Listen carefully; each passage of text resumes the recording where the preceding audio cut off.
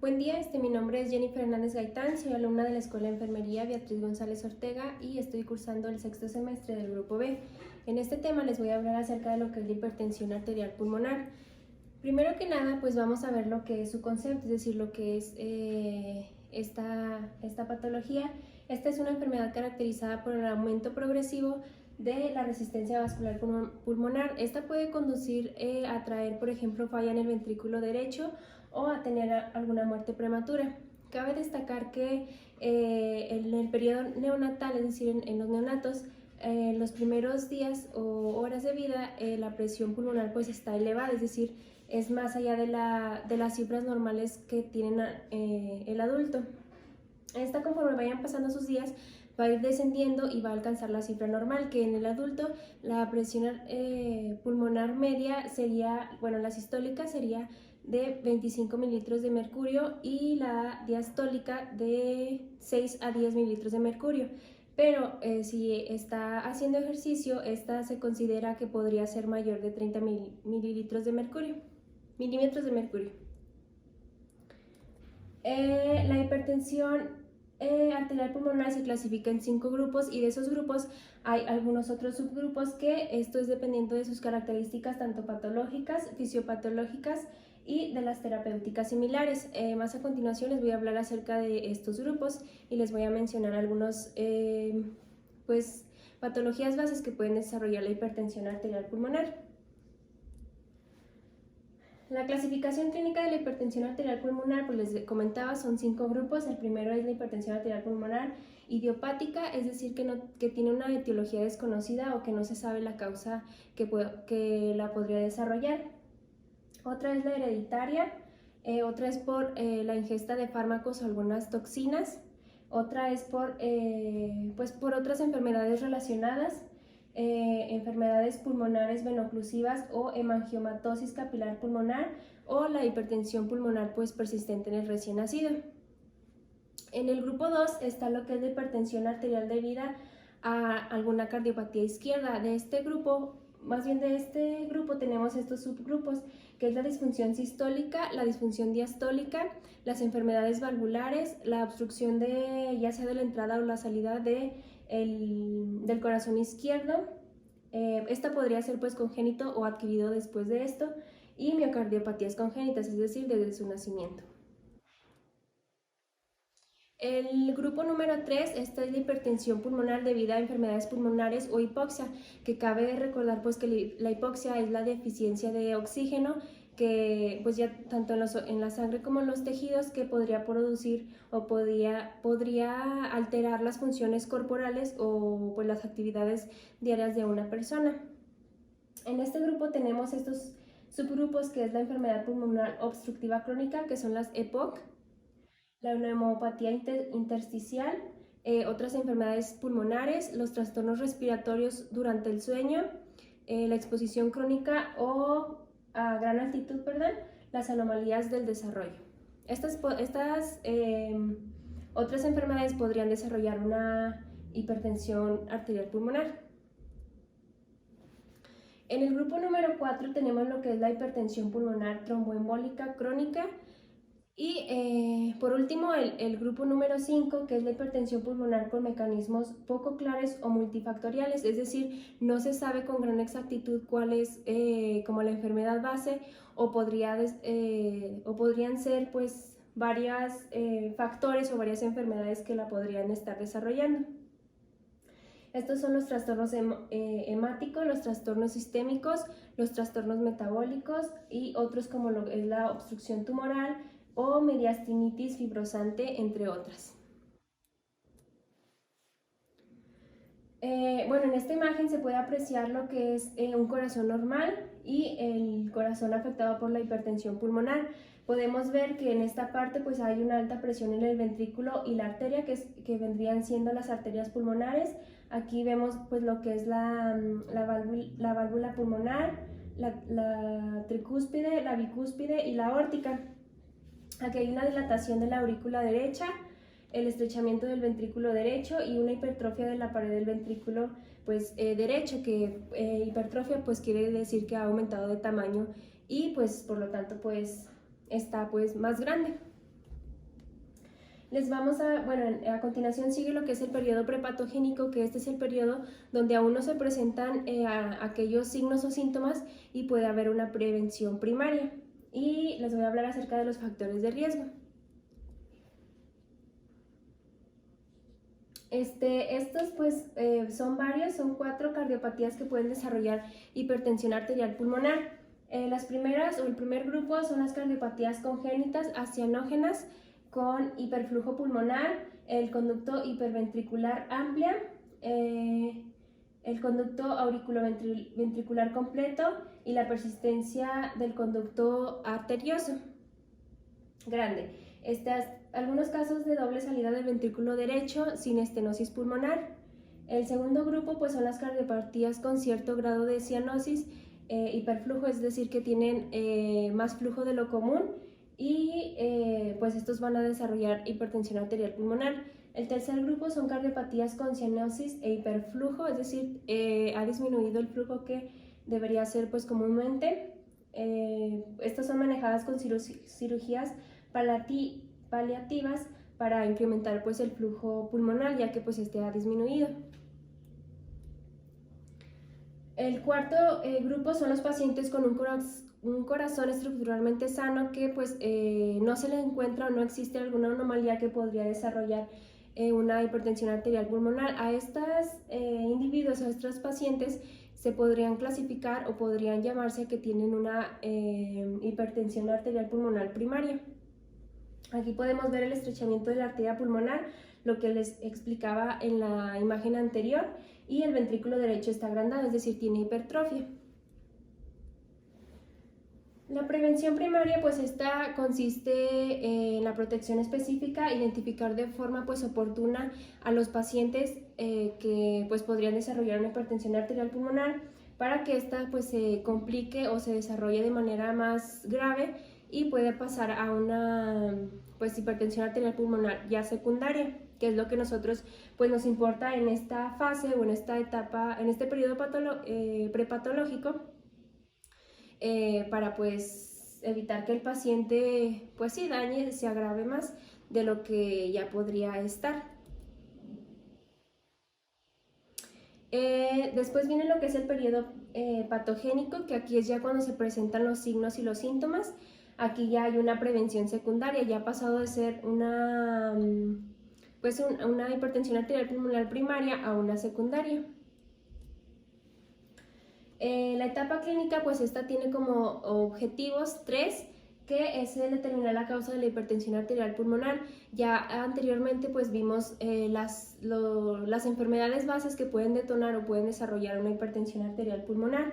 Esta consiste pues en saber cuál enfermedad base la está desarrollando.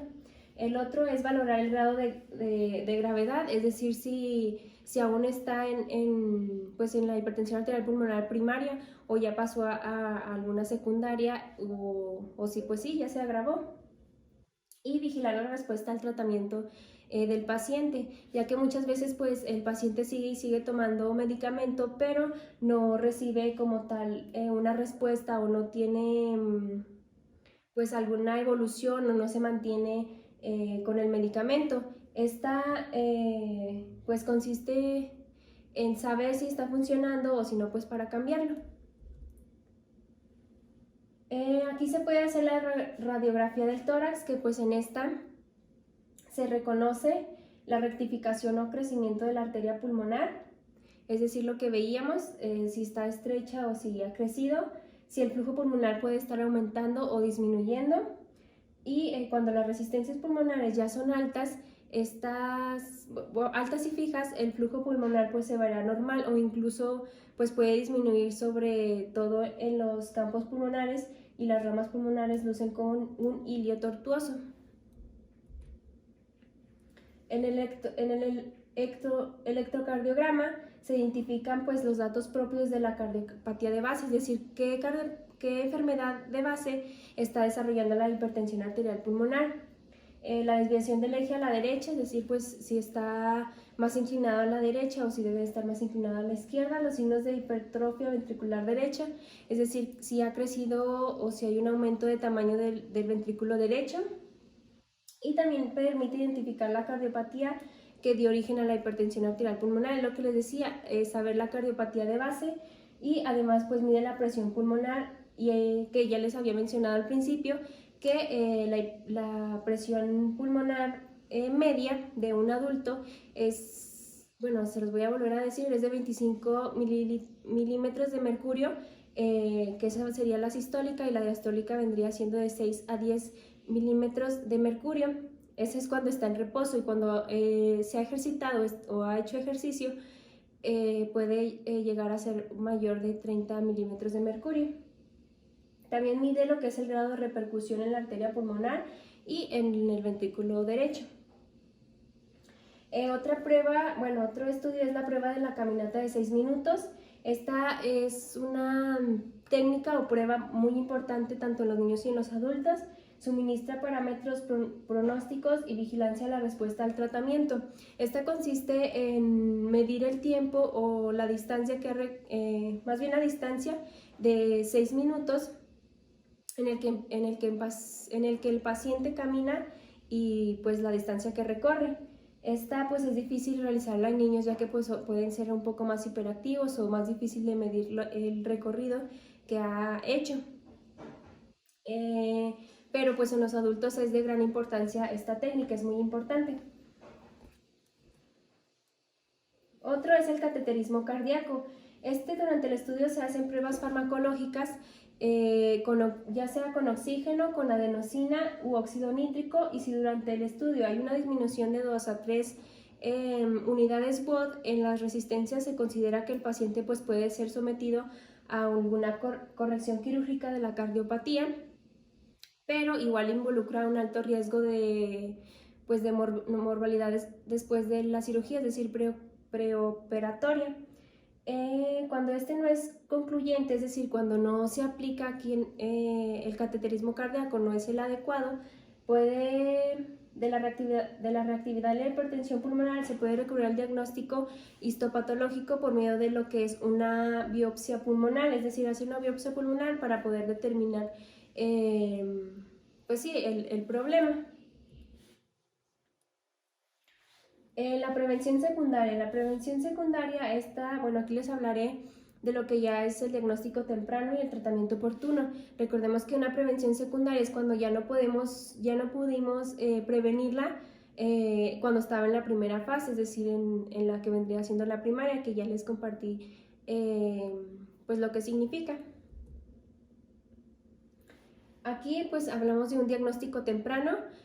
La hipertensión arterial secundaria, cuando ya pasa a ser un poco más grave, el tratamiento ideal es la solución de la cardiopatía de base, es decir, corregir la enfermedad que lo está desarrollando, ya que pues al corregir esta va a disminuir lo que es la presión pulmonar, y pues va a limitar la progresión de la hipertensión arterial pulmonar.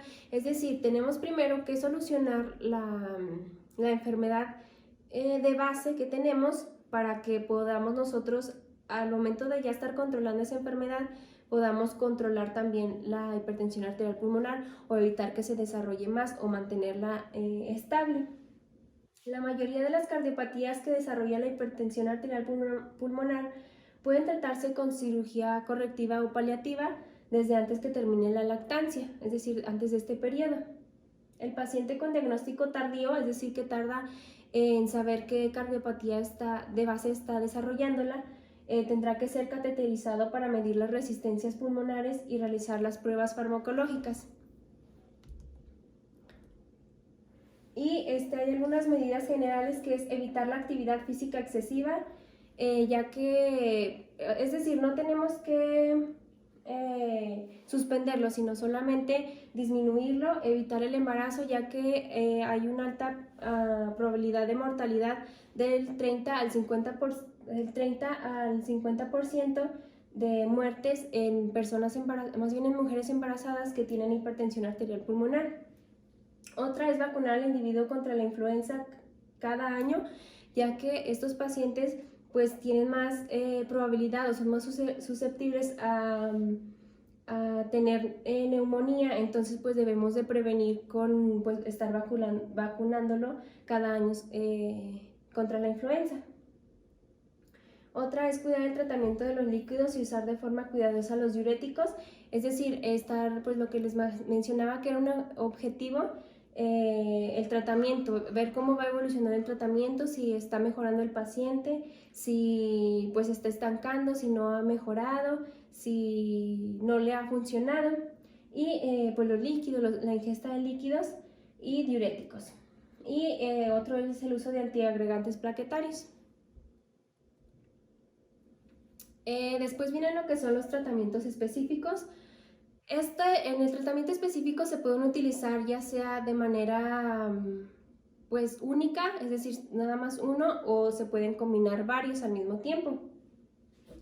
De los que les voy a mencionar a continuación está lo que es el óxido nítrico inhalado, que nos ayuda o actúa como vasodilatador selectivo de los vasos pulmonares. Otro es los inhibidores de la fosfodiesterona 5, que es el sildenafilo, que es el incremento de las cantidades de la guanosin monofosfato cíclico y produce vasodilatación pulmonar e inhibición de la remodelación vascular. Otros son los antagonistas de receptores de endotelina, que es el Vasentan. Mejora pues lo que es el gasto cardíaco, sistémico y la clase funcional del paciente.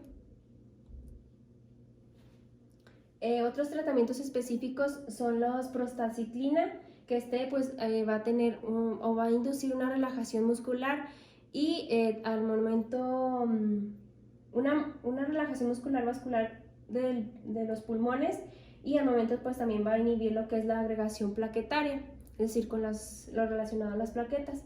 Y la septostomía auricular, que es un procedimiento, puede efectuarse en los pacientes que presentan síncope inducido por el ejercicio, pero este procedimiento es de muy alto riesgo. Es por eso que pues ya es como algo más avanzado que tendrían que pues ser responsables los pacientes y si de verdad lo necesitan. Y pues eso sería todo de mi parte. Espero que este tema les haya ayudado mucho, que les haya pues gustado y pues sí, haber sido explicado un poco mejor. Y pues sería todo de mi parte. Gracias.